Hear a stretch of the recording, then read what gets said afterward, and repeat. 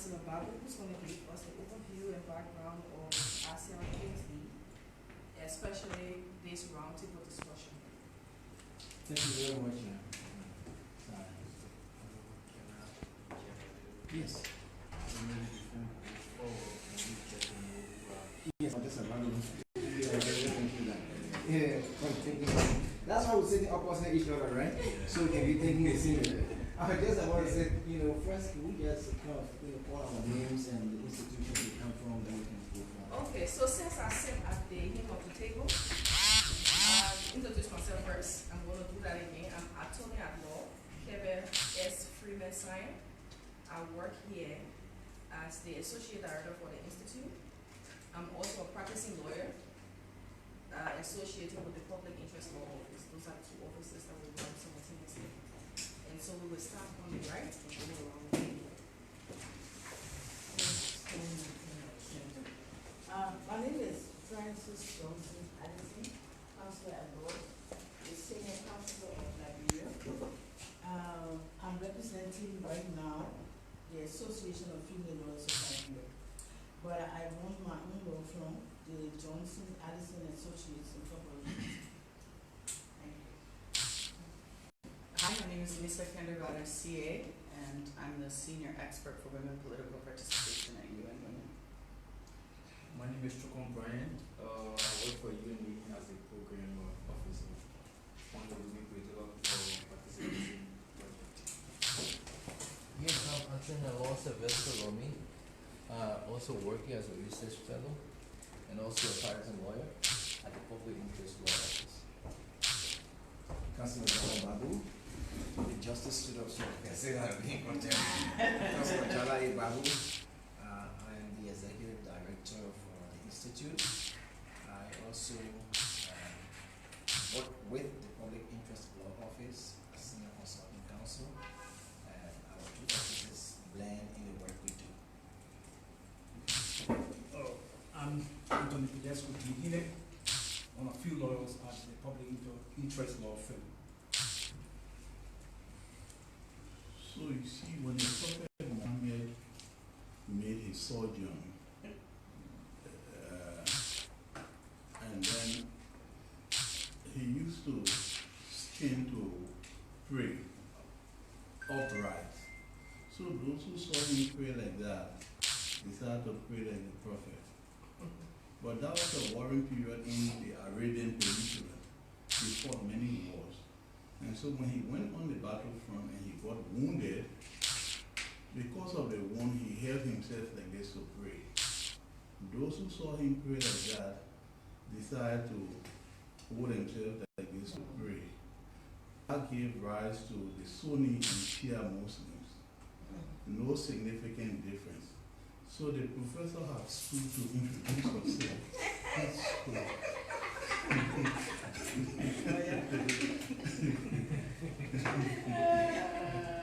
I'm Councillor Waka Nkane. I'm the chairperson of the Law Reform Commission, and then I also lecture at the law school. I'm Attorney Naomi Gray, and I'm one of the lawyers at the Public Interest Law Office. Thank you. I'm Antonio Law John F. City, employee of the Public Interest Law Office, practicing lawyer.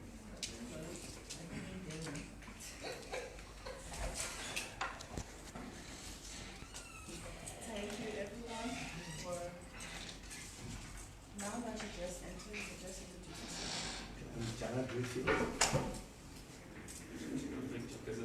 you're welcome. From where? From LDS. So thank you, everyone. I think now we know everyone here by name. We can go now into the overview of this program. Okay, so again, thanks that we are thinking the same, and I'm sure we all do so, but from different perspectives. Let me say a little bit first about the person who launched our speaker series, and I'll talk a little more. And I just want to say so in his memory, that's Dr. Amos Sawyer, the former interim president of Liberia, professor of course, and a leading politician in our country. Dr. Sir was very inspirational and quite helpful in my education, especially at graduate level. So I owe him a lot. I would not be doing what I'm doing here today in my mind. I end up being for his generosity and for his direction and instruction. So I pray that his soul rest in perfect peace.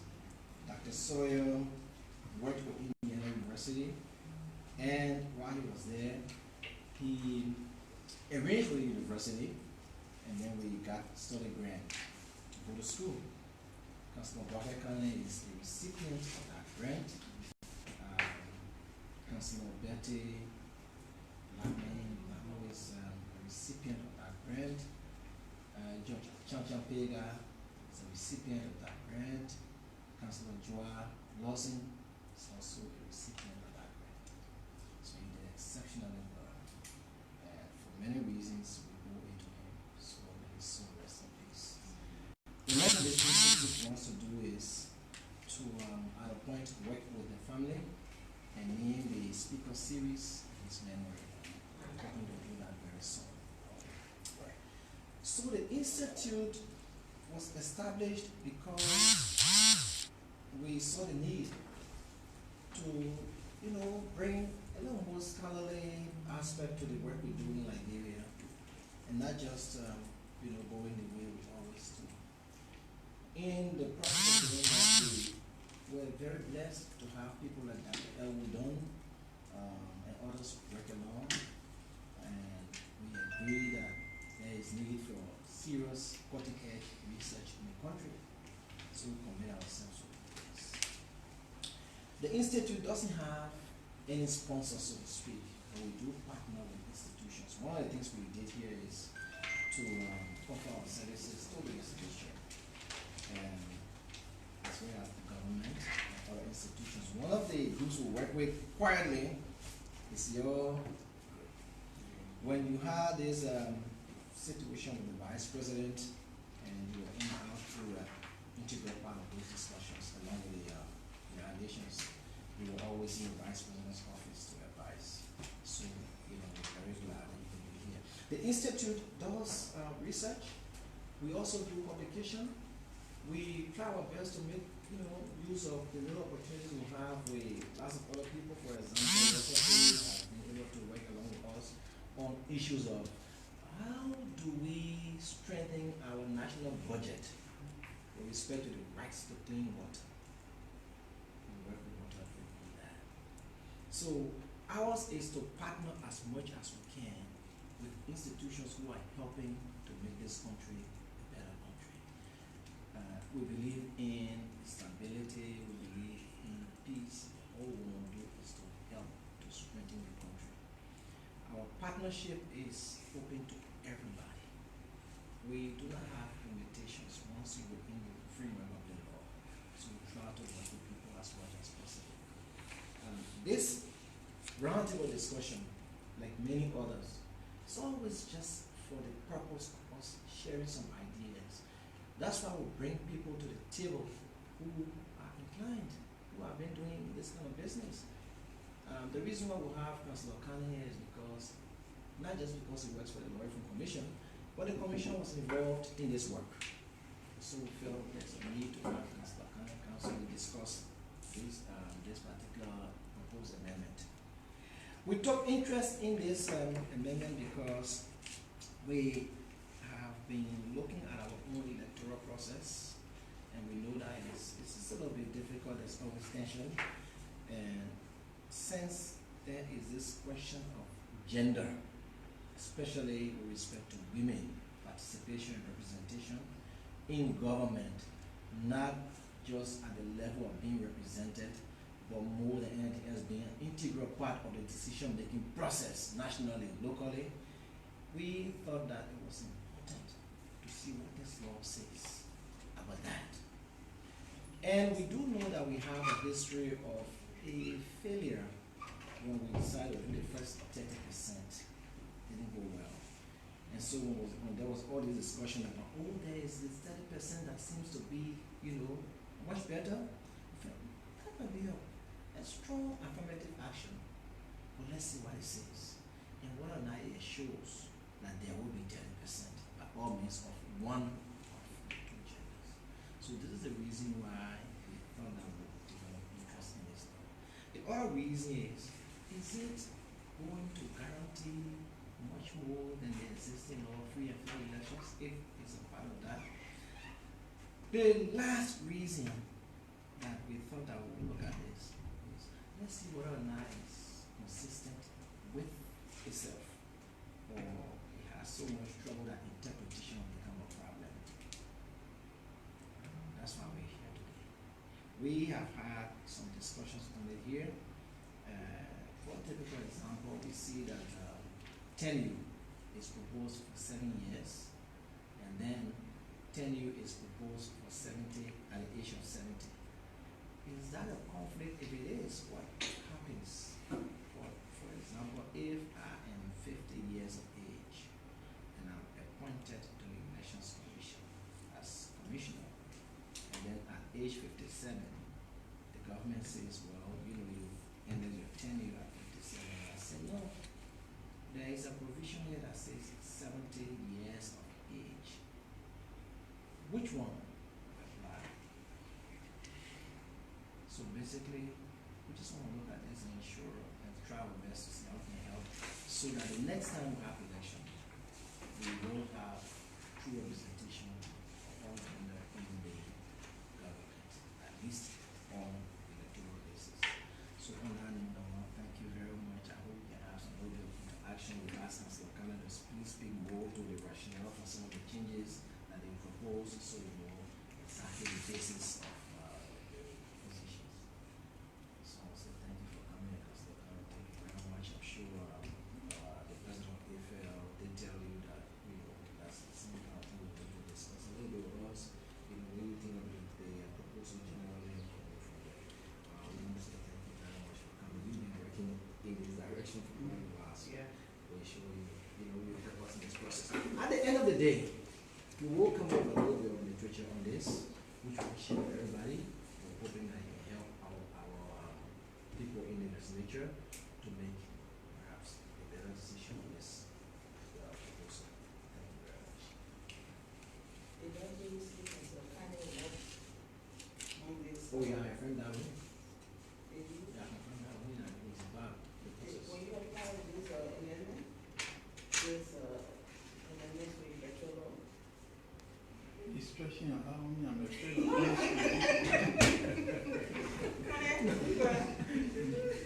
I didn't think anyone wants to lie to be part of this, No, I'm part of the conversation. You're part of the conversation? Tangentially. For offense, usually. But anyways, ours is just to have a conversation. Yes. Yeah, so we'll see how we go. So, I'm prepared to get my views. Thank you very much. But I ain't got the two votes, the one, on the next by one. And the one I'm prepared, and the one prepared to be active. Yeah, the same thing here. That's the same thing. Yeah. But I haven't talked about something that I didn't see. Something about 57 and some of the. No, just saying, the 7 years tenure versus the 70 years of age tenure, isn't it? I didn't see that. Okay, so we'll move on to the next item on our agenda, which is the introduction of our keynote speaker. That will be done by Antonia and Sylvester. Well, we are sorry for the absence of our keynote speaker. Like Councilor Babu said, we called across and to work with other institutions. Like I think Councilor Khan is here with law reform. We thought to bring the pro-tem who also are in the process of making law. If he told us that he was going to be out of country, where he designated Honorable Barney to be here. Unfortunately, Barney called just 5 minutes to the time that he cannot make it. So that's why he's not here today. So I'm probably maybe next discussion, because election matters, like this is a current law that just passed, so we need him, at least one of those lawmakers to come on the table so we all can have the discussion. But he called me in the last 5 minutes that he cannot be here. So we can't have keynote speaker for today. So we can move on to the next one. They say everything's upon me is a blessing. Yeah. Things like that. Yeah, so we can, the prof and honor can make use of the time, so we can dive more into the discussion and see how we can hang here, probably I can help to inform the decision when it comes to passing the law. So we'll go right into presentations. We'll ask Councilor Khan to take us there. Again, good afternoon, and let me thank Councillor Babu and his team for the invitation. I actually see myself in an ambush. My father doesn't say so, I wonder why. I didn't see myself coming to make a presentation. I actually thought I was going to be a participant. But Councillor Babu has a way of getting hold of me, and so once he says come, irrespective of the role, I must come, and so that is the reason why I'm here. But as to the question whether I was part of this conversation, I didn't take part in the actual drafting of what should be the amendments to the electoral laws. But at least for the most part, I've been part of some of the consultations. There is no denial about that. And if you will allow me, for the purpose of this conversation, Lisa will be my research or resource person. Okay. Yeah. That's because? It's because the last conversation we had about this amendment, Lisa was taking notes. Yeah, she was the secretary, or she headed the secretarial team for that meeting. And that was the last meeting that culminated into the final presentation before the House of Representatives that will now have what is referred to as proposed amendments to the new electoral laws. So I think that was the last conversation we ever had on this subject. So Lisa will be a very useful person for this conversation. Well, just to mention, sorry to interrupt you, but just to mention that meeting that he's referring to, we had all the committees from the House Joint Committee that was looking at the bill. So we had Councillor Wiesel, we had Honorable Youngkoy, Honorable Zarzar, who else was there? We had the bill sponsor Richard Kuhn, we had Rosanna Shack, and the co-chair for gender in the House, who is Samson Wea, and I'm forgetting somebody. One other, judiciary, elections, and good governance. Yeah, that was it. Yeah. So we had a lot of consultations with the House of And then of Representatives. course we had people from the civil society attending, Elections coordination committee. journalists as well, something like that. Yeah. And we have actually convened that meeting because the bill sponsor, Richard Kuhn,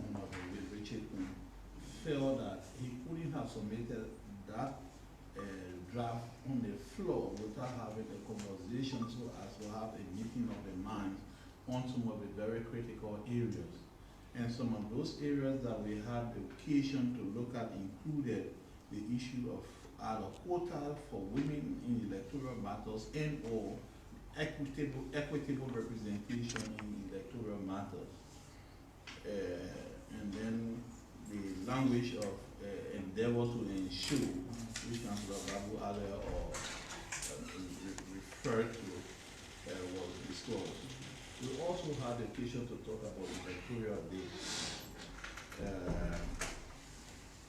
dispute resolutions in electoral matters, and then there were some constitutional, issues or barriers to the holding of effective elections in Liberia. Lisa, please feel free to interject wherever we. And so we had conversations around some of those thematic or topic areas. And so the issue of women representation or equitable representation in electoral matters. Earlier in 2017, there were attempts to ensure that at least you have 30 participants appearing on the electoral sheet of or the candidate listing of each political party.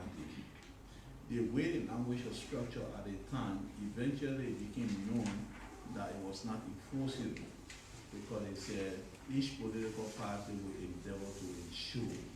Endeavor to ensure, that's a vague language in constitutional drafting, that we made effort but we couldn't get 30%, and so we can't do more than that. So because there was no binding effect as to that requirement, political parties have not been able to meet up that standard. Now there is the process of amendment going on. They thought that we need to amend that language to say that each political party shall ensure at least 30% of adult gender. Each political party shall ensure the participation of adult gender. So if you like 30% men, if you like 30% women, but there must be a 30% representation at least of adult gender. Which way you do, whether it's 50-50 or whether 50-60, 60-40, whichever way you decide, at least there must be a 30% representation on the list of political parties. And we went on further to say, what should happen to a political party should you fail to meet up that standard? And so it was agreed that if you didn't meet that standard, then it means that your party will not qualify to register, because you have not met all the electoral requirements for your party to contest election. And there was a buy-in to that, because then probably that will help to strengthen political parties. If you know that you have a very small party that oscillates from one place to the other, and that you can meet up that standard, and that eventually will be denied, so you make your way to a bigger party, or several other smaller parties will come together only to meet up that standard. So it was also a way of trying to reduce the plethora of political parties that we have in our electoral system, which in itself is a sort of abuse to our democracy, you know. And so we agreed there and then that there will be a representation of adult gender in our electoral process. Electoral dates were also discussed, and then that tied into the handling of electoral disputes. I may not be exact as to the different dates of when elections are held. There's a time for you to file a complaint before the magistrate. There's a time for you to take an appeal. 7 days. Yeah, and so all of those days were discussed, and then up to the time of inauguration of the winners, there were even suggestions that in other jurisdictions, if the after election, if the electoral commission announces the winners, those winners will take office pending the adjudication of whatever protest or protests that might come about, you know. I think that is how it's done in Ghana and some other places. But then here is a reverse, that those disputes must be settled before we can actually have these people seated. There were debates back and forward with that, but at the end of the day, we kept the law as it is, except that I think there were agreement on the adjustment of certain days, especially in regards to the handling of dispute, because there's a tendency that the dispute might last so long that it might affect inaugural dates which are constitutionally mandated, you know. And we, especially lawyers in this country, we have a way of playing with the procedures, in such a way that we prolongate and or procrastinate matters.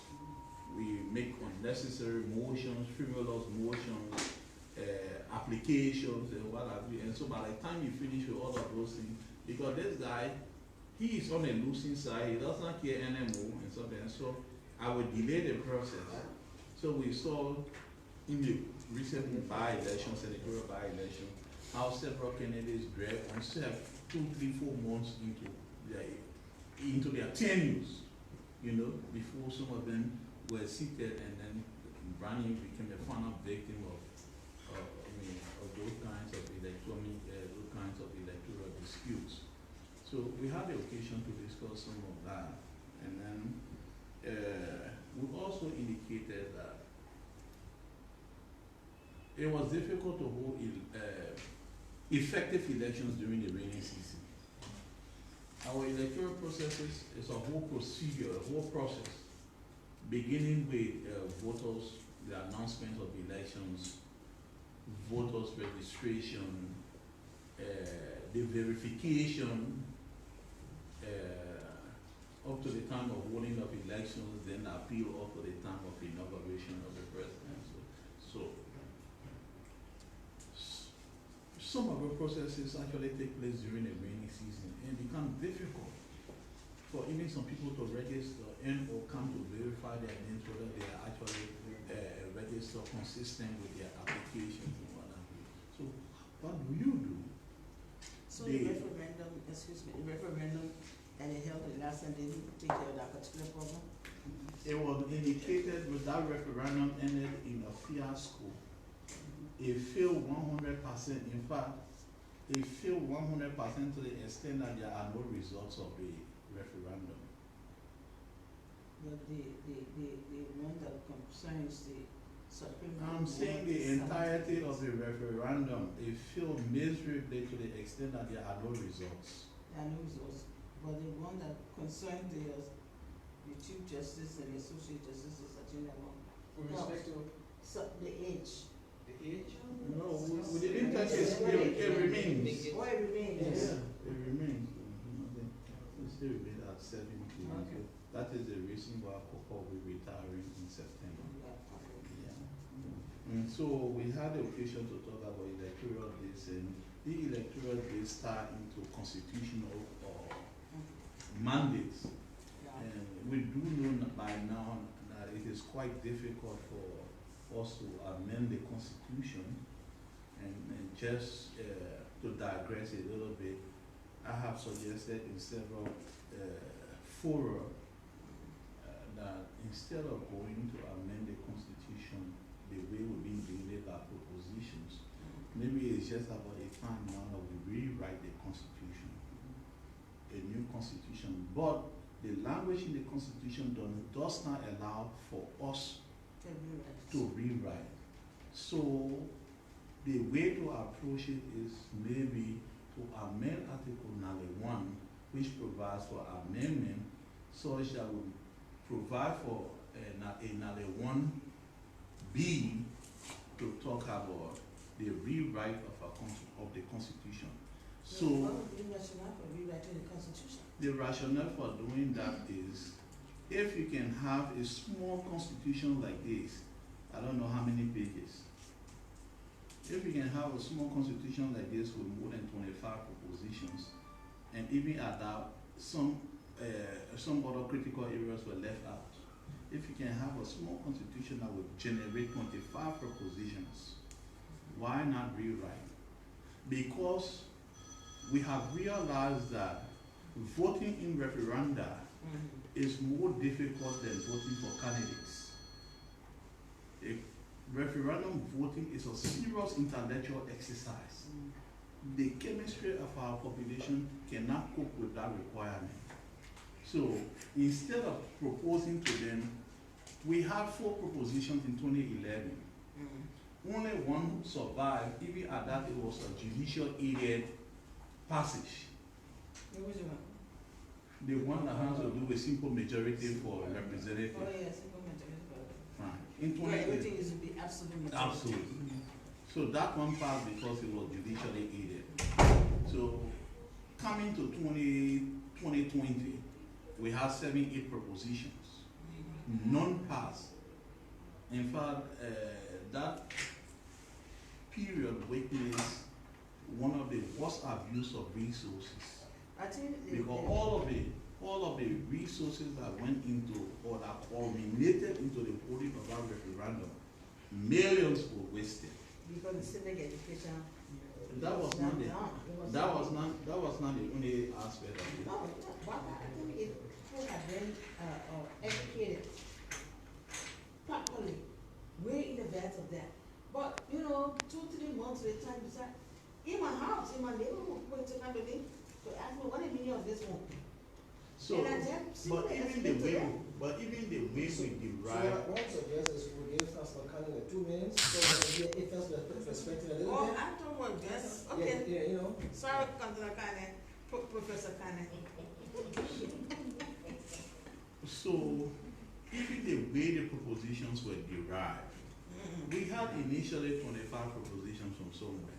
You go in there and decide to take 7. 7. There was 7 or 8 because the 7 one was split into an A and B. How did you derive at that? We who were in the background or part of that conversation, we realized that some of the propositions were politically motivated. Yeah, they were politically motivated. And we are making a law or amending laws. We're being told by our constitutional design professors that you don't inject politics into the making of laws. Yeah, you shouldn't. And so, because they were hasty, in the first place, who authorized the posting of those banners on the street? Who authorized that? The holding of election, a referendum is the prerogative of the National Election Commission. The National Election Commission did not do that. So who did? So the information that went on the street or in the public were misleading. It appeared like a presidential mandated referendum. And so some people had serious problems with that. But more than that, I was saying the reason why we need to rewrite the Constitution is that there are so many issues to address in the Constitution that you may not have to go by way of proposition. Assuming that even those 7 or 8 propositions are passed in 2020, you will have still have more amendments to make. So, is it every electoral year that you're going to amend the Constitution? You take 2 every year, you take 4 every year. How many years will you take to end that exercise? So why you can take the Constitution and review it holistically and you have one proposition? But the place to start from is first to amend Article 91, like I said earlier. Amend Article 91 to provide for the rewrite of the Constitution. That one proposition goes to referendum. The people accept yes that we can amend the Constitution to this point. And then eventually the legislature by a 2/3 majority of both houses can propose for the rewrite of a constitution. You will address a lot of issues or the several issues that have been looming around. The issue of quota, women representation, boundaries delimitation, the issue about human rights, just all the issues, even the issue about the Supreme Court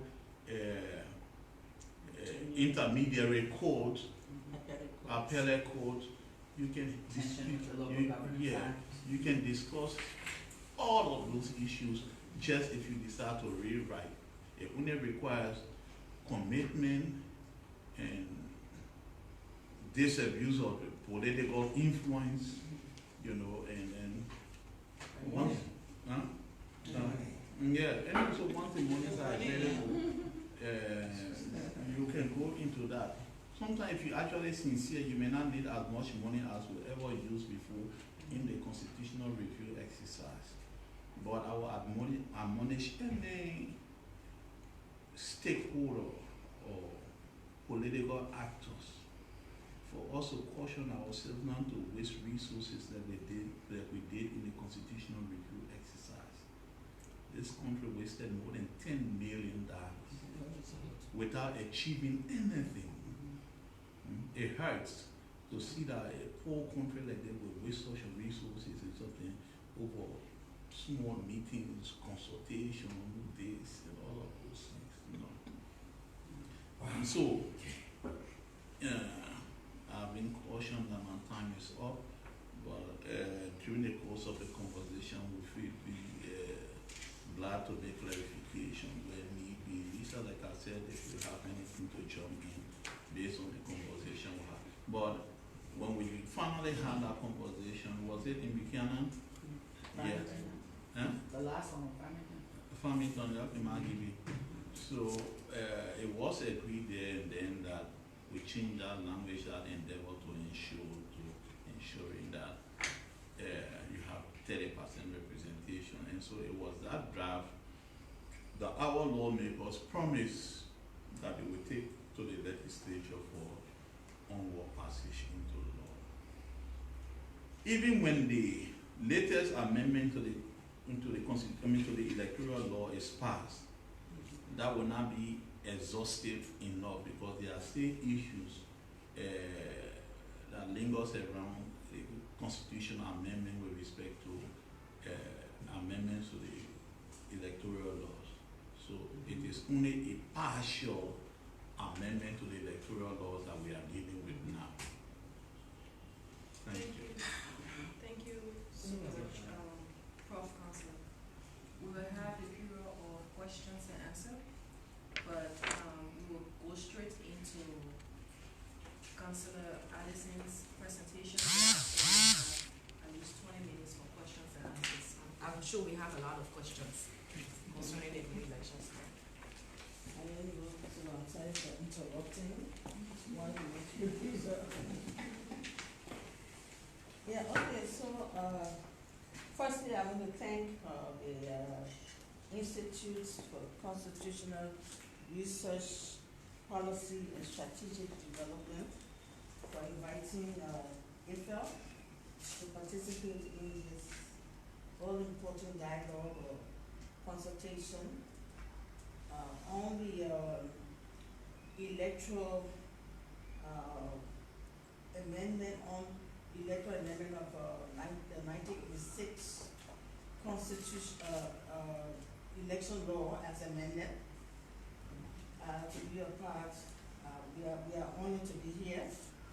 I was asked by my institution Icrpsd to come because they believe that I have some experience in the area, the subject matter. So the person asked me to come.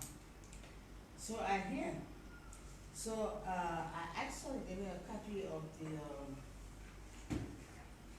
the draft amendment, but I could not get it. But anyway, I went to the net and I was able to pick up a few areas of the amendment being proposed by the House of Representatives. My understanding is that the Senate has not yet concurred with the House of Representatives in that effort. So, but what the House has submitted or has come up with, I found some positive and reasonable provisions for amendment. For instance, the proposed creation of a separate entity to handle electoral disputes. Which section is that? I think that would be 7.3, section 7.3 of the, like I said, I just read something for the next quickly. I don't have this, so I don't even have all it, So what I found positive is one, the proposition to create a separate, distinct institution to handle and adjudicate electoral disputes and complaints. I think that's important because the commission is often very challenged and overwhelmed by complaints following elections. And most losing candidates will want to complain, including myself when I participated in that process. I complained.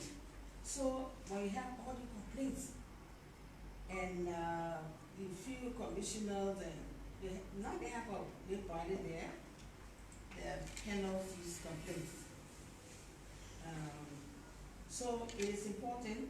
It also is important because I think it's really reasonable that the person against whom we are complaining does not get to investigate himself or herself. You know, you can't complain against me and then I sit in judgment. already complain against me. So I think that is reasonable and sensible as one. Then the other thing I found reasonable and sensible is the provision or the provision to create a vetting to have the members who will be named to the commission to go through, to be subjected to a public vetting.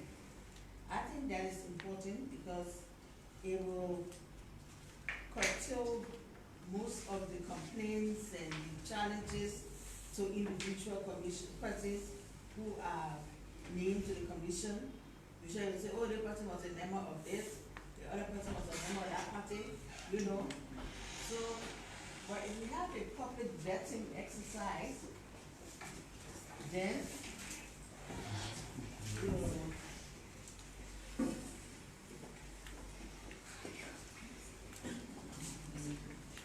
So you see, from, let me jump in there. yeah. Those are some of the great areas of the encounter. Because that responsibility has been assigned to the president by the constitution. And so even if you discuss amendment, the legislative amendment, that will not take effect. It's a constitutional amendment. Yeah, but we're talking here about the proposed draft. So if this is by constitution, obviously, the amendment cannot call it. Yeah. They will not be able to, you know. Well, not But it's a good thing to think about it. So if we go to referendum next time, however, we can think about establishing a separate entity to deal with these complaints, to build more confidence in the institution. Okay, so that number two of what I consider to be reasonable and a positive development. Number three, I also consider the effort to make, to provide for the voting for diaspora Liberians, you know, because even when I was chairing the elections commission, that was something that came to me as far back as 2005. And at that time, I told them the time was limited, and it would take a lot of time to make these requests, you know. So I think it's about time whenever the legislature. So the constitution doesn't say anything about diaspora voting. So. But what the Absentee voting, right? Absentee, yeah, they have absentee Well, voting. what the law provides, Provide for absentee voting. what the law provides, or which is a drawback to the suggestion, is that for any one person to qualify to vote, he must be registered. He must be registered. Now, the issue of resources coming, how do we register the people in the diaspora without necessarily violating the law on citizenship? How do we- But I think the amendment provides that you can set up registration areas in the various embassies around the country, around the world. And how do you vet their citizenship when we don't? They say that you might have a national identification card. So if they're serious about participating in our elections, they will come here, because the last time I said, you want to vote in America, come here and register, and when it's time for the election, come back and vote. At the time, that was it's up to them. But anyway, right now they said, when you have an ID card, that's when you are qualified. Meaning that your citizenship will have been vetted. Yes. Yes. Okay, then what the other one, okay. But then, okay, I identified those three positive areas. Then, but I also found out some problematic areas. And the first problematic area I found was the inclusion of the office of the Chief Justice in a political process, such as heading a panel or establishing a panel of people who will vet people to serve on the commission. That is And political. then when they report, Yeah. they report to him and he Yeah, reports to the president. I said that, yeah, but you are demeaning the office of the Chief Justice. And the Chief Justice should not be allowed to be in the kind of political process. That's one of my observations, which I found problematic. Number two, We also had our observation too, but, why you like it? no, we were only allowed to make suggestions. Oh, okay. The legislators at the meeting made it clear to us that it was only a privilege for us to partake in their proposition, that they had the ultimate right to decide their proposals, so that they were leaving Farmington to come back here and decide what suggestion to take and what suggestion not to take. Which also then brings me to the point that they are accountable to us. Therefore, Exactly. when they make such statements, we have to put it on the track and say, no, Exactly. what you do here comes from You are us. If representative you of represent us. us. So that's one of the areas we should talk about, you know, in a way that they understand they are accountable to us, and it is what we decide finally that they take there. They don't think for us, we think for ourselves, and they articulate our thoughts in the legislature. That's something we have to bring up. In other jurisdictions, a law will not pass or generate the approval of the president if it is not cleared by the Law Reform Commission. In that case, there is a neutral body that monitors the lawmaking process. Yeah. So it is not just we having the authority to pass laws, and so we decide what we want to pass. Because they are politicians, they want to build bridges where there are no rivers. They want to build schools where there are no students. Students want to the diamond mine and everything. And so you go all over the place, you see field projects. But that is what they are interested in. Only people to say, okay, he proposed a bill also. They're not interested in some of these developmental issues, some of these soft issues. So you need a checkpoint where a neutral body will review the law and say, yeah, after all our consultations, this is what the public agreed to, and this is what we must pass. So they don't have that absolute right. They don't have that absolute right. But We say talk about that's imperial not what happened. presidents, That's not but what, we have imperial legislators. that's not what happened when we left. Let's continue with your observations, please. Okay, my second observation on the problematic areas of the draft law, the second one that caught my attention, the astronomical increases of registration fees for office of the president, the office of the vice president, the office of senator, and the office of representative. Why the dramatic increases? From, what I got, from president, it used to be 2,500. Now, they are suggesting 15,000? Is that right? No, What is it? no. So it was 2,500 after the debates, pro and con, we decided to just double the initial amount 5,000. to 5,000. Yeah, And so that goes for all the other positions, just Okay. double the amount. So you just double it. Yeah. So if you put 2,500, that 15,000, then that 5,000. 5,000. Vice president used to be 1,005, so it's 3,000. Yeah.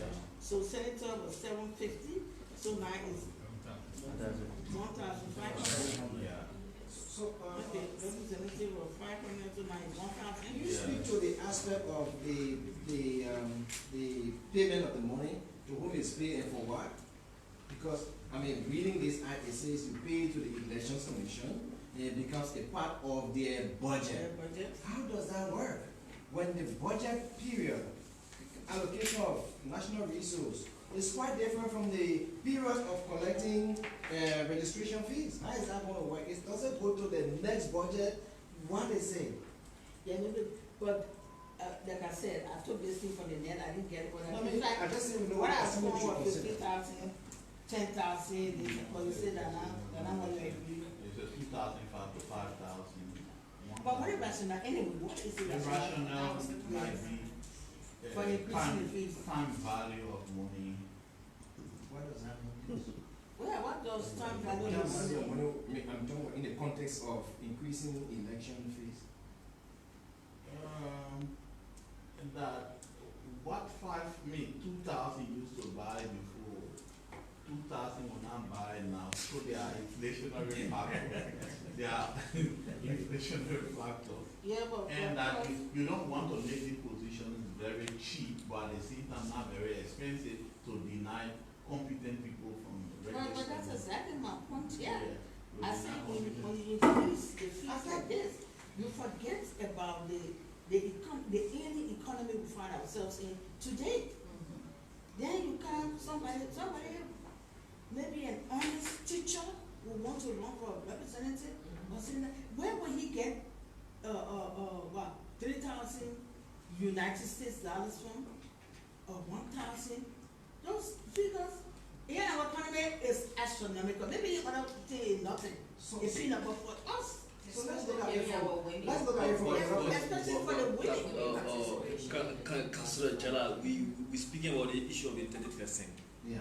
We keep talking about the political participation of women. Yeah.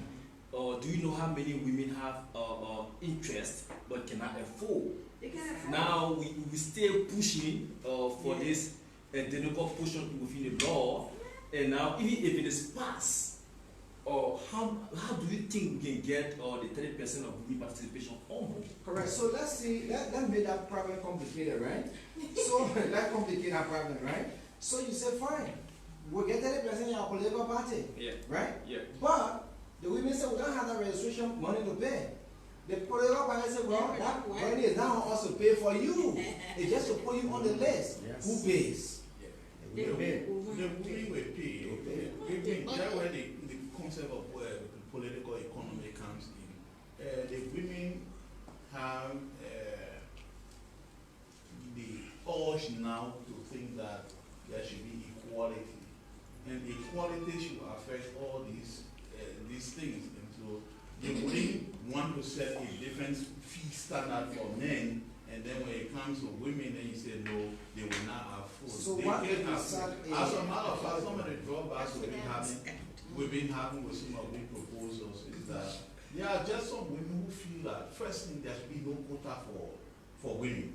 Everybody should equally compete. And this law seems to address that. Yeah, everybody should compete. There are some women who, very strong women too, who feel that everybody should compete. In fact, it demeans the prestige of a woman if they are giving something on a silver platter, that they should compete. Some women feel very strongly about that. Similarly, when it comes to the payment of fees, they don't feel that they should be we should feel sorry for them. No. That in as much as the men can afford, the women can afford. I just wanted to come to that.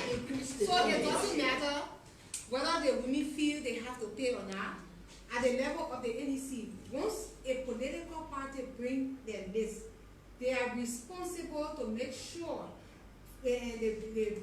for the qualification of all of those candidates that they submit to the NEC, with the exception of the registration process where they have to go through the verification and take the picture. But the political party is responsible for representing the candidates that are on their list. So they'll be responsible to pay. Is it written in so many words in this night? It's not in the law. Is it in this? But it is implied that once you have a base, it is implied that once you have a base of candidates, so you have to ensure that they will register. So whatever internal mechanism you have in a party, maybe it could be part of their internal arrangement that if you want contest, you have interest, make sure you have all the money. So it is not specified. It is not specified in the law that the political party takes responsibility, right? Compels But when it comes to the women to who strategize to ensure that they meet that 30%, or else that list will be rejected by the Correct. next. So that's the whole essence of this conversation. So what become of who will contact independent candidates? Exactly. So what become of who will contact independent candidates? That's a political party issue. They look at who will go as independent. Yeah, so I want to make a point here regarding that. You have to consider striking a balance contextually in the intent of the law. Because there is also a common context that for someone who should be running for election, if you do not have that money, you should be able to raise that, you should be able to fundraise, right? And then in Liberia, generally, there's this thing of irresponsibility. Yes, like we heard that whole lot that people who are irresponsible, living in one room and that kind of thing, were running for elections. How did they get there to meet that money? We do not know. But I'm saying is to say that you cannot make the money so less in terms of, because even, that's just one aspect of the payment. You also have to declare your taxes, and there's a whole lot of other things that come along with that. So we need to strike a balance here to say, you know, what is realistic, but also so that it doesn't discriminate against Teacher John Brown, who has aspirations to lead his people and his people love him, but he does not have the means. So this is my point here. So we also have to strike a balance, and we need to look to other election bodies' best practices in terms of the funding and all of that. And then the political economy analysis, like you say, can also inform, you know, this decision. So the question is whether or not that $3,000 is astronomical for an ordinary John Brown or person who cannot afford. And then looking at what the previous one was, you know, then we need to strike a balance. I mean, as a matter of fact, the registration fee is infinitesimal as to the electoral cost. For you guys who have attempted elections participation, you know that by the time you leave one electoral process, you may end up in debt. You will pay $3,000 multiple times. Ask Senator Bodo Kane, ask the other people. We lost our vehicles, our money in the process and something like that. So we should not waste much time on talking about registration fee. That is the simplest thing to get. When you contest the elections in a country, you have to build bridges. You have to pay school fees. You have to send pregnant women to hospital. That is prior to your elections. Yeah, but very dappers. Of course. So don't add to the burden. That's what Yeah, so here where Allison, here where I want to buttress you, right? So if that would be the problem, so the list says you keep, about 3,000, instead of $1,000 or $500. The one you will keep can add up to what you're going to use during your campaign period. So we should add those credit. We have to look a little bit more. If the essence of increasing this is to fund the elections commission, why you put that? You say it forms a part of its budget. When it was the astronomical figure that Prof mentioned, that was the rationale that it would contribute towards. Which is wrong. Funding. That was the rationale then, and people frowned against it that it is not registration money that should fund the election process. It is known that 2023 October we are going to elections. And they're not emergency. They're not emergency. It is known, already known ahead of time. So government should begin to make all the necessary preparations to fund that process. So it should not, that burden should not shift to the candidates. It should not. So that's what I was. But at the same time, like in the words of Parmelia, we have to balance it here. Yeah, because the effects really disproportionately, that's what I said. Because if you pull those increases as they are, you will shut the door on most women. Won't be able to vet them. We therefore tweak this law. Right up on the economic ladder already. Okay. Then they try to transfer it. One for one, they represented, they say, "My pay 3,000." They must pay this thousand. We tweak this law, right? Yeah. Such that political parties, once their list is approved, they're responsible to ensure that their candidates flow through. Independent candidates have lesser registration fees. Is that something to think about? It's discriminatory. No, it cannot be discriminatory because in the first place, an independent candidate is not a member of an association. And so you have an option to join the political party. And you also have an option to go free because our constitution provides that you have a right to associate or not to associate. And so if you decide not to associate, then you bear the cost of your decision. And the cost of the decision cannot be financial. Cannot be financial. Because it can be anything. No. It can be anything.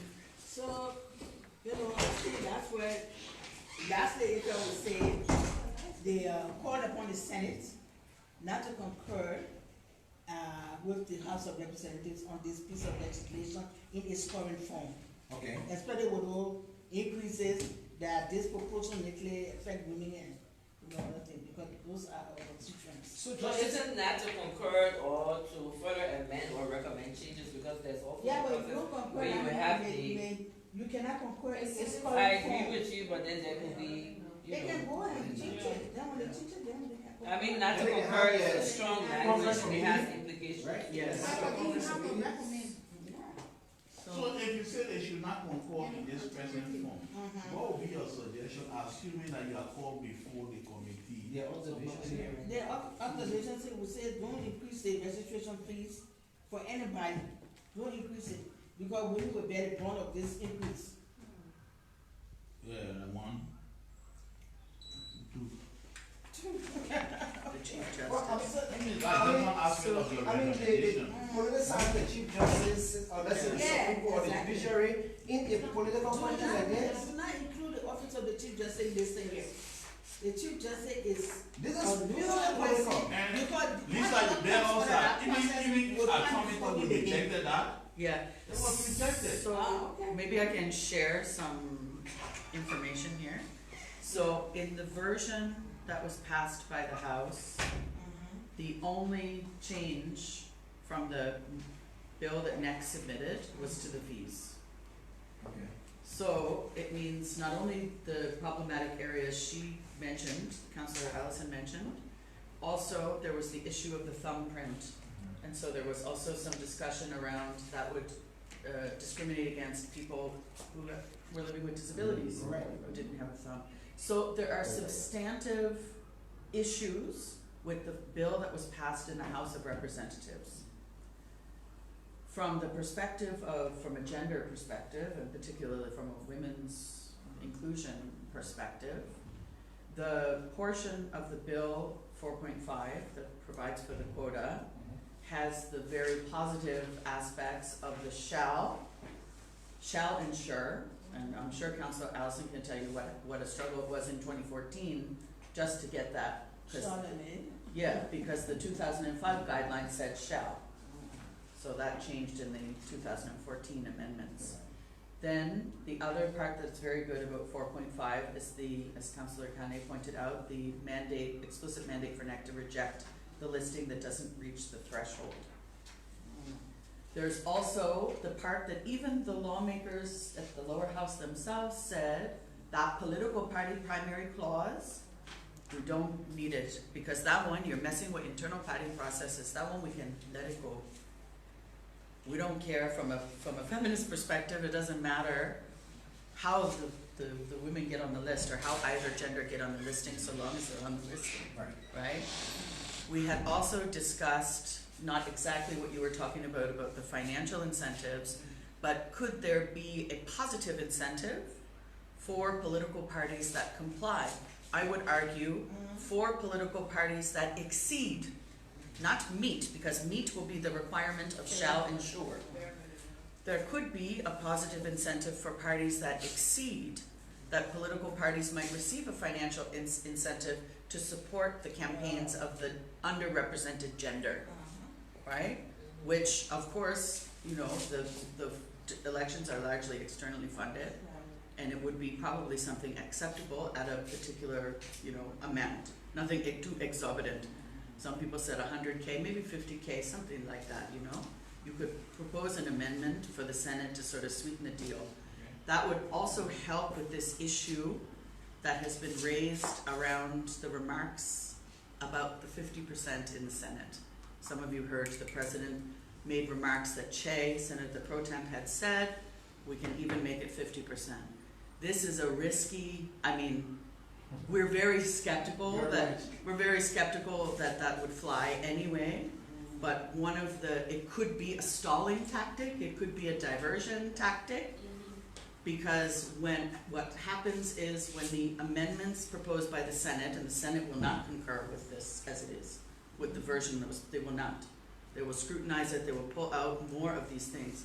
So for sure, this bill is going to go to conference committee.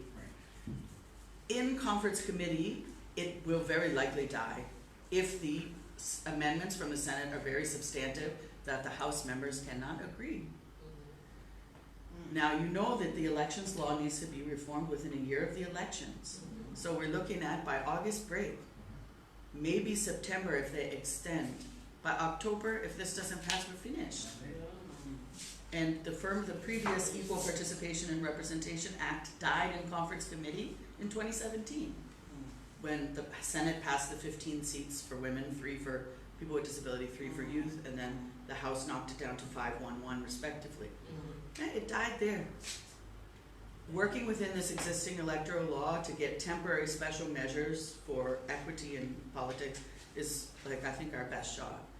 And I say I'm saying not as a foreigner, or not as, I mean, as the Liberian women, and as, I'm not trying to represent, but as somebody who has worked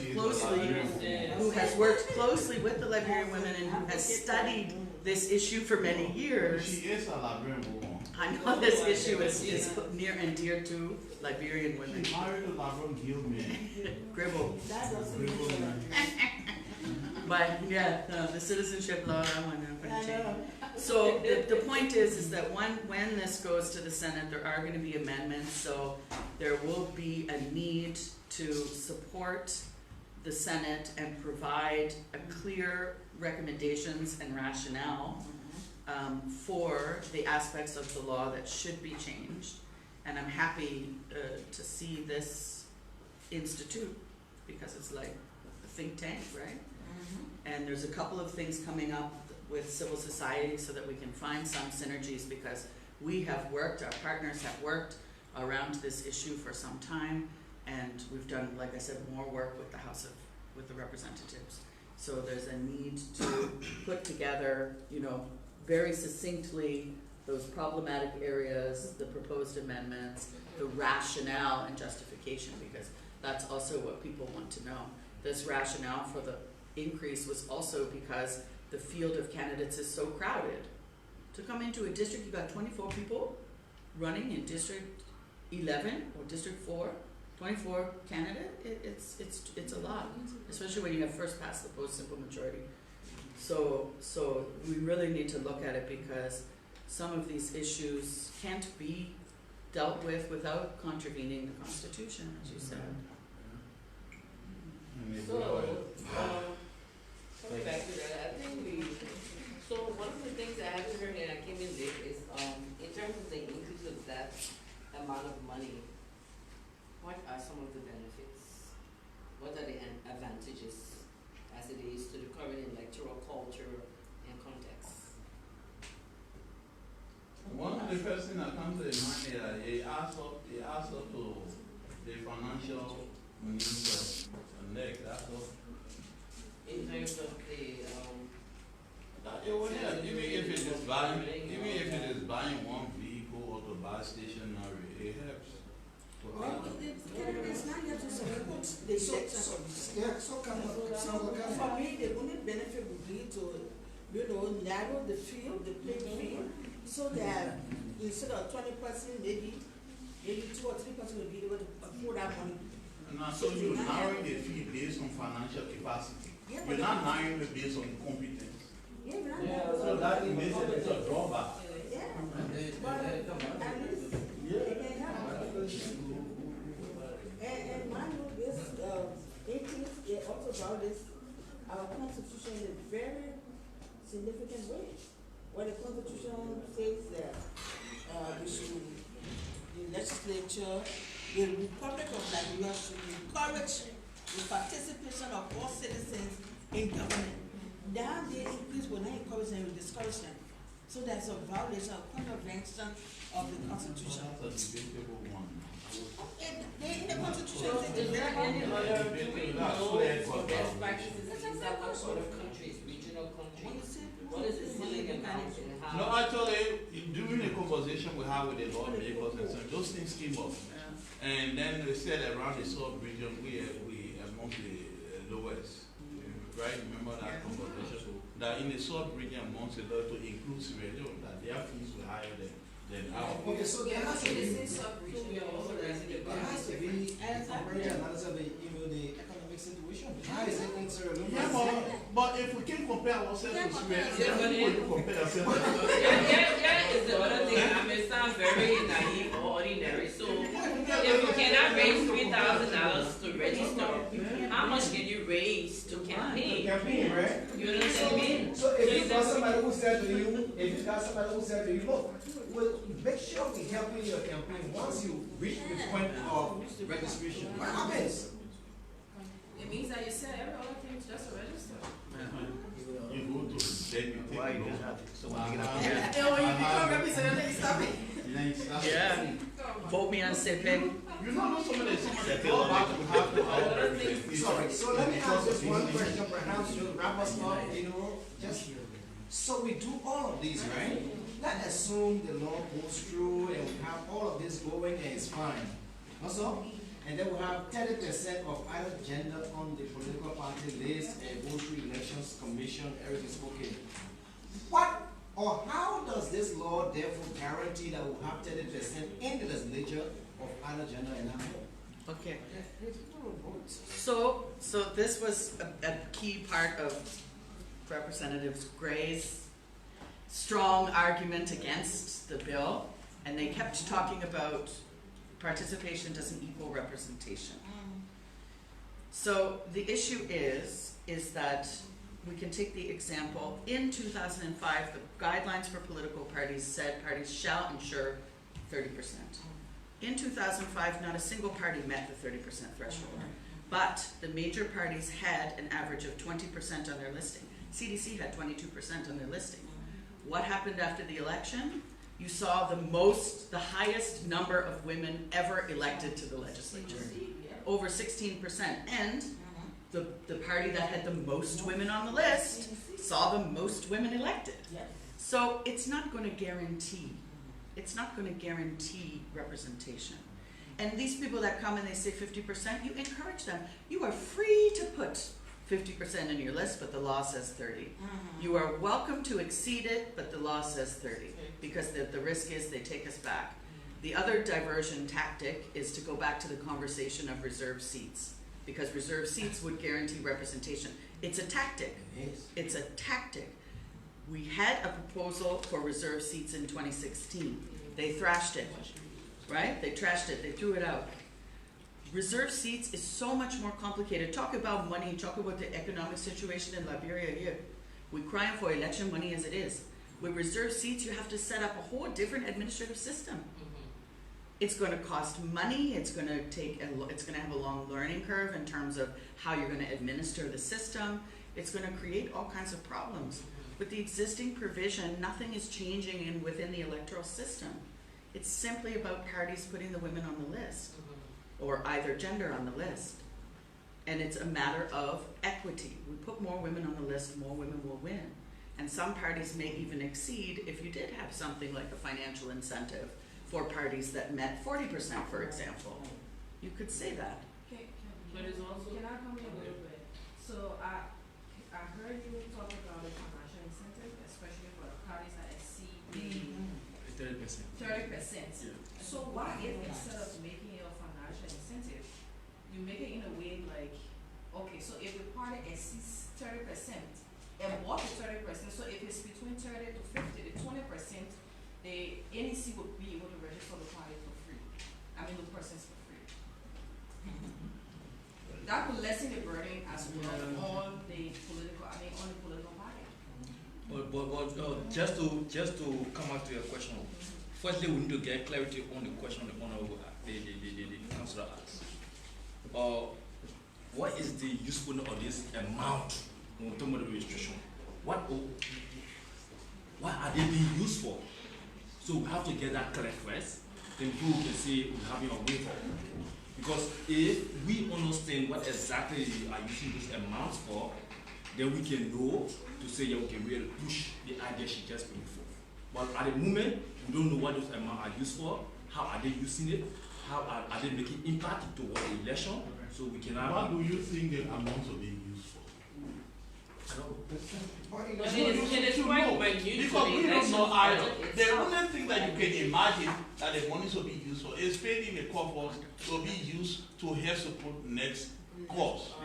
That's the only thing going to be used for. Yeah, but again, as to buttress Councillor Parker's comment, it should talk about maybe one district having 24 persons, and everybody has to register.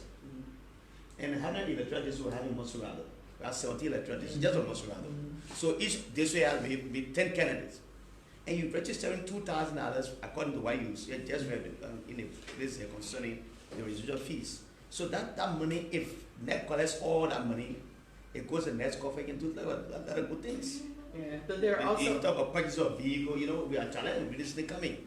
So if they purchase a vehicle with 1 or 2, 3 vehicles, it also helps. And there are also other provisions. Electoral budget.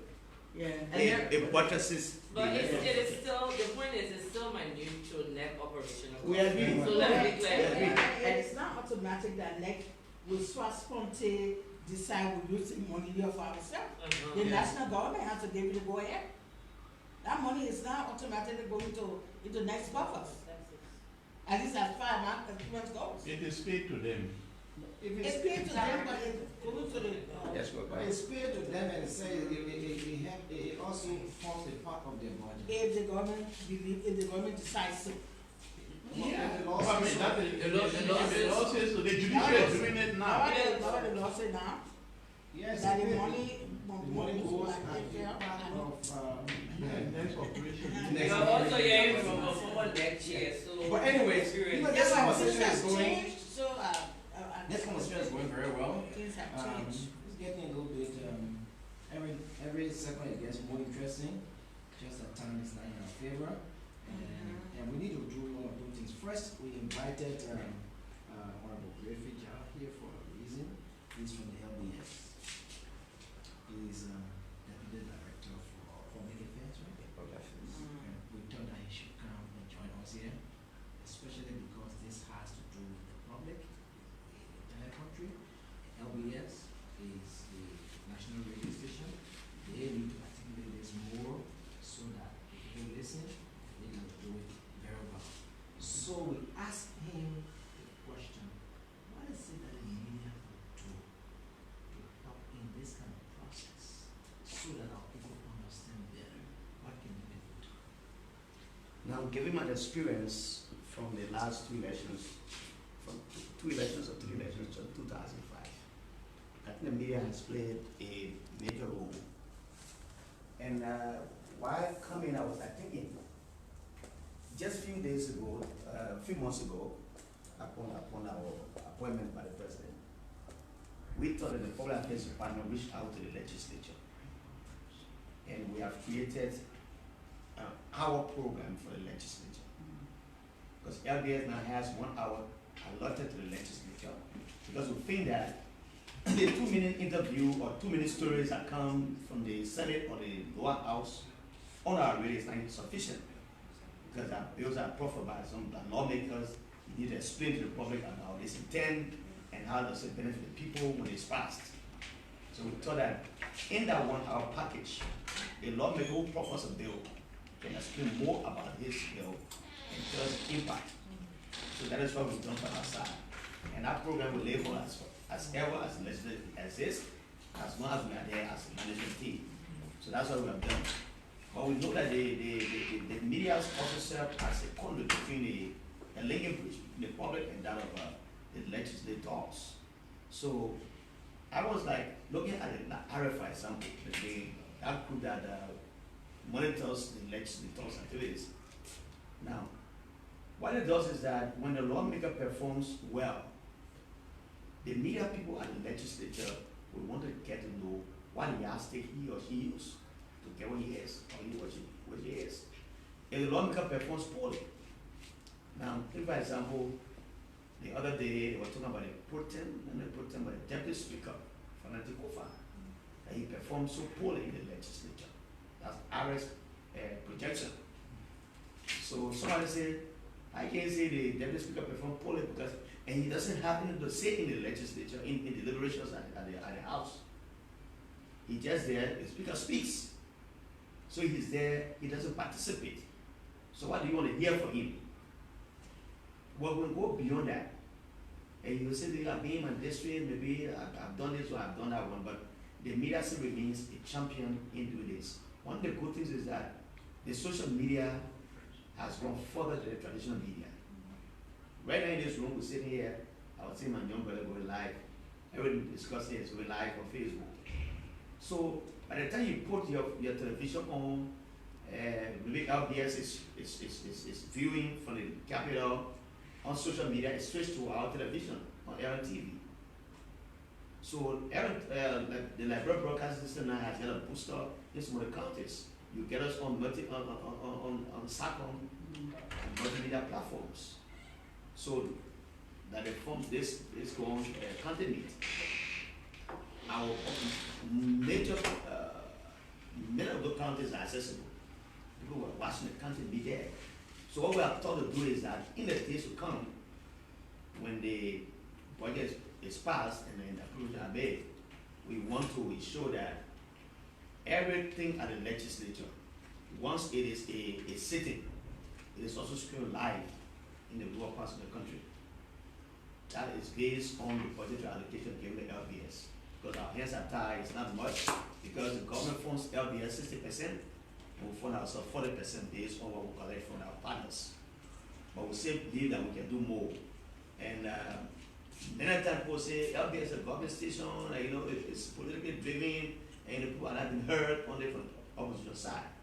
But we have also made mandatory that even if a lawmaker from the outside, an opposition lawmaker speaks in the legislature of a government and criticizes government, that view should be heard on LBS. Because it's part of our democratic process. To widen the space in this whole electoral process, we have brought on board major state actors like Joseph Boakai. Before then, Clarice Jar was at the Senate. She made a very strong point against the Italian government. Then I know that Tato Stupa, a young guy who runs now the Peter School of Journalism, was assigned at the Capitol. When he came at the station that day to produce the story, it was denied by the management. It should not be here because of views were very strong on the government. That led, if my memory serves me well, it led the legislature to have called in ombudsman, who was then Director General of LBS, to explain why the opposition voices cannot be heard. But for now, we're trying to break the barrier. That's what we say every time. We are open to the opposition. We have brought Tanda Cassell, we brought major political actors on other opposition parties, and we're still working on that. We always say it on the radio. LBS remains everybody radio station. While I was at the press union, Kamari myself, I was the vice president to him, we were trying to push a bill that will make LBS a public broadcaster. Because if it remains the way it is, people think that it is controlled by the government. But once it becomes a public broadcaster, it opens up to everybody. But again, it becomes a thing that the funding business comes in. So when you make it a public broadcaster, how is it funded? How is it funded? So during that time, we reached out to Richmond Anderson, who was the chair on publicity, the chair on the Houses Committee on Public Affairs or whatsoever. And Isaac Jackson was the Deputy Minister for Information. We sat and we were on the back and forth, but that did not materialize.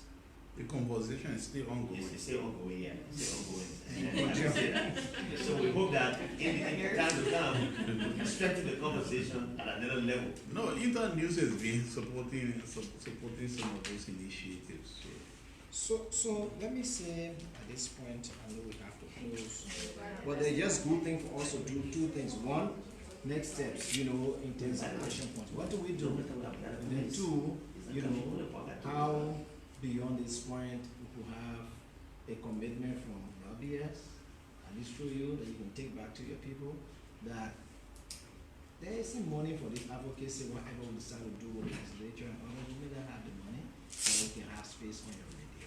I'm not saying we as an institute, but I'm saying the trusted persons here will have some time on your radio. Yes, I can't make a commitment to that right now, but I can take it back to my management team. We can look at it, but I can also assure you that for the television, we can have a time sooner for you on television and radio, because we have more content on radio now than the television. So we can start with the television side. Subsequently, we can go to the radio. I'll take this to the management team. We'll have it discussed. And I can get back to the team. Thank you so much. Yes. I don't know, we still have the question answer, right? No, we just have a closing now. Yeah, but You want our action points? Since Councilor Kara, I think you have more knowledge on the entire law, but there's a provision on section 4 of the law tenure. There's some contradiction there that talk about 7 years. Yeah. Then they talk about 70 years, and they use the word shall. So I don't know that in Councilor Bravo deliberation you mentioned that. I don't know which one of those 10 you stand, because you say a commissioner will have 7 years of stay unless any misconduct he or she might be impeached or whatsoever, and say 70 years. So which one is preached? I think there's a problem there. 70 and 7 years. Only It's also short tenure. flagged by you as Well, the all of these things about tenure is only to ensure the impartiality and neutrality of the commissioners at the NEC. That once you have tenure, you have a security on the job, and that you do your work in spite of this. The drawback to that is that even if the law passes, there is no guarantee that you will have impartiality, you will have neutrality. We see what is happening at the Supreme Court now. They have tenure, 70 years, but the decisions down there, we need to scrutinize them, right? So, tenure, some people think that even the NEC commissioner should be vetted by the public. Instead of it, but then it has a constitutional bearing. It has a constitutional bearing that the president has a right to appoint. So you have to amend the constitution to open up for those suggestions. Because even if you say civil society and other actors should make recommendations, at the end of the day, it is the president's prerogative to still appoint. So And the president has a right to reject the entire list that is sent to him. I agree with the tenure issue based on the, you have tax law to give them independence. But my issue is the issue of 70 and 7 years. That's what I'm going on. So if you, for example, if I'm 66, I'm appointed, or let's say 59, I'm appointed. Then after 7 years, my 7 year complete, then you want to say, okay, 7 years, I'm telling you that I go for 70, I'm not reach 70 years, I'm reach 70. if you ask my opinion on the NEC commissioners, I'd rather go for the 7 years tenure than to go the 70 years tenure. So you think the 70 years should be? Squash, yeah. So, just conclude on this point, that one, we believe there are still some pieces of work to be done on this draft, and we should come up with that. Two, we see fully well that UN Women not only has vested interest in this, but they have serious control in terms of information and knowledge in this area. So there is need for us to, work together very seriously. We see that institutional memory in this area is available, for example, with her, and there is need to, tap on her experience and knowledge. That will help the Senate as well. There's also need for us not just to say there's a problem with this bill, but to, kind of suggest language, suggest corrections, and what to do so that we can put it forward. At what time do we do that? Now that this thing is before the legislature. Well, okay, so it's gone from the House and before the Senate. And you have very few months to make sure that this thing works. Yeah.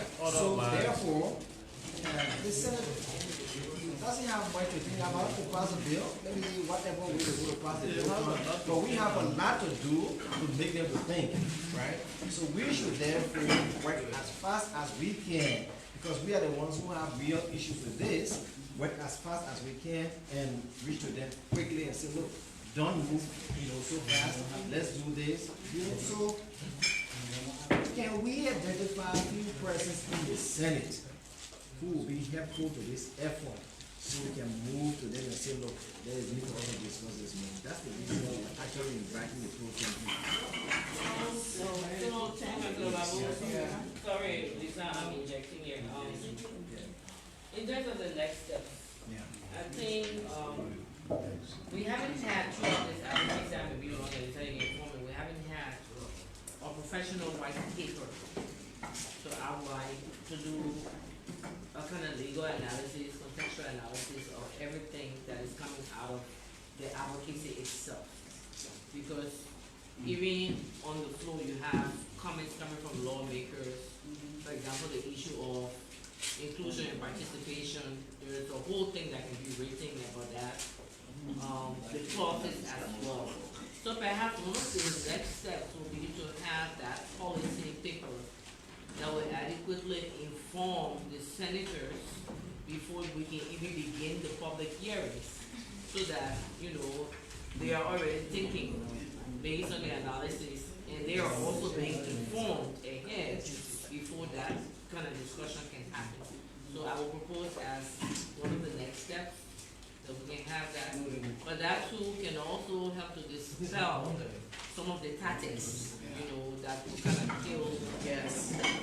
So, I mean, it's good to be proactive with that. You mean arguments for and against? No, just a policy brief on the proposed law itself. Yeah. Looking at the context, looking at the legality, as it relates to the Constitution and all of that, and just coming up with that paper so that it informs some of the questions that we have raised and other people have raised outside. And with that, what that will do is that once that is shared, it helps to minimize the number of questions like what is this skepticism of whatever articulate, but also broadening their knowledge as to how the conversation during the public hearing will pan out. So that is extremely, and that has been missing in many instances when it comes to this kind of legal reform. We saw it with the decriminalization of defamation. That was completely missing. So we have to go back. You say what? We did not have a policy brief. I mean, it was the senators just raising some questions and all of that. And then at one point, they have compelled us to do another roundtable with the same with Councilor Babu and other stakeholders as well before we went back again. The senator had instructed that some components of the law be restructured. So to avoid all of that, considering time, it's going to be proactive, come up with a policy brief, real professional white paper analysis and all of that, and then that can inform, you know, the public hearing. So the timing is very good. There's actually something coming up on the 12th and 13th, arrival the 11th, departure the 14th. It's civil society. It's civil society. UNDP, UN Women is helping to facilitate the engagement, the process, the production of this white paper. But it's going to be a civil society position paper on this particular bill. Leon has put something out. For me, it's a little problematic on 4.5 because the recommendation they're making is about working within the existing law that says endeavor to ensure. And it's like what we tried to do in 2017 with this MOU was to try to set the benchmark. By what standard can a party demonstrate that it has endeavored? And there were several pieces of evidence that was supposed to be submitted if the party didn't meet the 30%. So the position paper from Leon and the bill has this. I've talked to them about it and said, like, it's problematic because it gives fodder to the opposite, the people who oppose this provision, who say it should be up to the political parties. So, but there is something coming up we can discuss, because we want to make sure that we're bringing all these different pieces together and not working in silos. Exactly. So the timing is really very good because we have a lot of history, you know, working on this particular piece of legislation. DI also has done a lot of work around this, so we need to bring the pieces together. So we'll invite, you know, we'll discuss and invite to make sure that, I'm sorry that Icrpsd is hard to remember. Icrpsd is invited. Public interest? No, they're two different. They're adjunct, but they're different entities. Correct. The Public Law Institute and. You start to memorize it. I will. Straight from here, Councilor Kenny Uncle. So, Sorry, I interrupted you. so here's what we're gonna do, we, at least, yes? I didn't want to lose my thoughts on the white paper. So the policy brief might be good, but inside, you remember that we have Yeah. a paper that we developed and gave to the community on questions and maybe that might come up concerning 4.5 and possible answers that might be given. So I think it has 2 pages. Maybe we could bring that up and put it into I'll just look at it right now, so that's why. The top, and I also have the 2-pager talking points on 4.5, which includes why this is constitutional. We actually hired Gloria Scott to do a review and recommendations of the gender and human rights potential constitutional reforms. She had this, well, you probably talked about it. She had the same recommendation as you, that you should go for a single reform proposition to reform 91 and then do a whole revision to update the Constitution. But she gave us a lot of good ideas about how Article 5 can be interpreted to support the gender quota and how the Constitution generally is gender blind, so it needs to have those revisions. So we can also share those talking points today with you. It's specific to that section. So. What about making use of the general and necessary clause of the Constitution? Proper and necessary clause of the Constitution. How does it work? Well, okay, so that clause in the Constitution that says, the legislature requires laws that are proper and necessary, they determine what is proper and what is necessary. That is the major problem we have with that aspect. Because they say, oh well, this is proper and necessary. There's no standard. And constitutional languages that are written that way, I mean, you got to make sure it's in a particular environment. They must have an understanding first of, what the law should be like, an appreciation of how it will impact society, and then they can say, well, this is proper and necessary because it's addressing this issue or that issue. But where there is not that analysis, and they're not prepared to listen to anybody and say to you, you just here to observe, or we will make the decision. People looking at agree. In chapter 2 says so, but chapter 2 is that it still under question as to whether or not it is enforceable. That's bad minds. Yeah. You can't come up with any law that about the very essence of the Constitution. Now when you do that, nobody else does anything until the Supreme Court says, no, it's unconstitutional. How many times do you go there when the Supreme Court also says to you, no, you do not have standing? I mean, this is critical. And that is research on this. Say you don't have standing, don't go there. Yeah. It must personally affect this before you go there. Which is a problem because election matters don't necessarily affect only the candidates. You see it? I mean, it's tough. So we have to find a way around it. And these discussions are good, So we say, all right, the thief is always one step ahead of the cop, right? So we want something, we gotta find a way to make sure we get it. I mean, within the field of the law, we gotta find it. We have to find it. Maybe the frameworks of the law have to be convinced that well, with their partners, we're working together for the greater good, and they listen to us.